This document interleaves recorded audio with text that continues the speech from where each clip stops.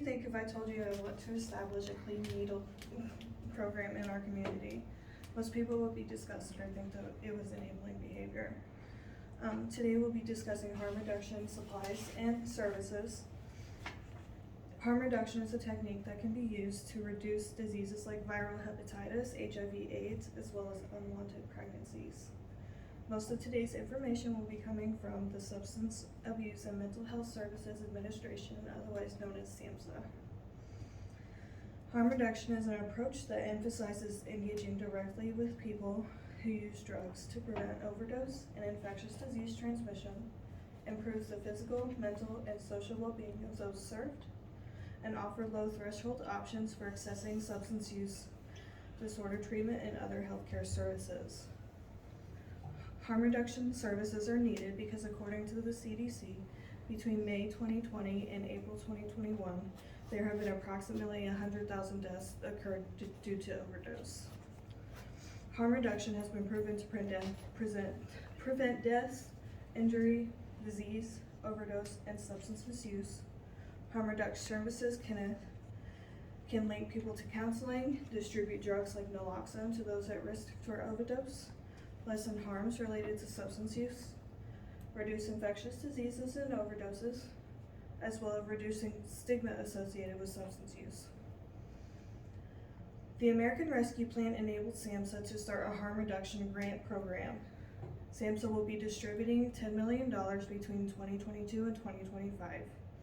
Services that may be included are overdose reversal education, training services, testing and treatment for HIV and viral hepatitis, referral to hepatitis A and B vaccinations, education on HIV and hepatitis, and information on PrEP.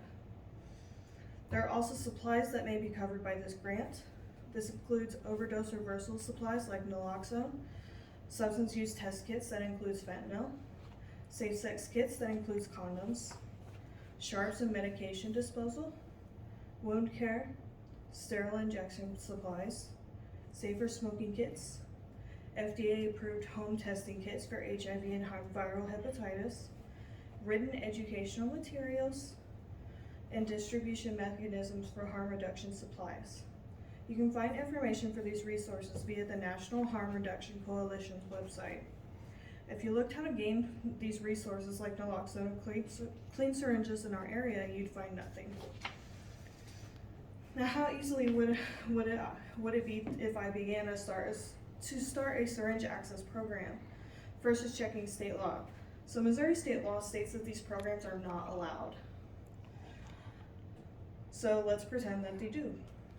The first thing I would need to do is establish a need within the community. Next, I need to establish a method of delivery, whether it be a fixed business, a mobile business, or home-based. Choosing a site comes with complications that includes access to children. Last is funding. There are government grants that can cover equipment, but that can lead to complications which involve politics. It's hard to establish the type of community care, but it is possible. After hearing all this information, now what would you think about having a safe syringe program here in Joplin? I think it's important to put our biases aside and to remember that there is indeed a need for this type of program. While working in a detox center, I see people in our community that struggle every day without access to a very helpful step in recovery, harm reduction. For some people, jumping from using straight to abstinence can be so hard that they just continue to relapse over and over and over again. This is why I am and always will be an advocate for harm reduction.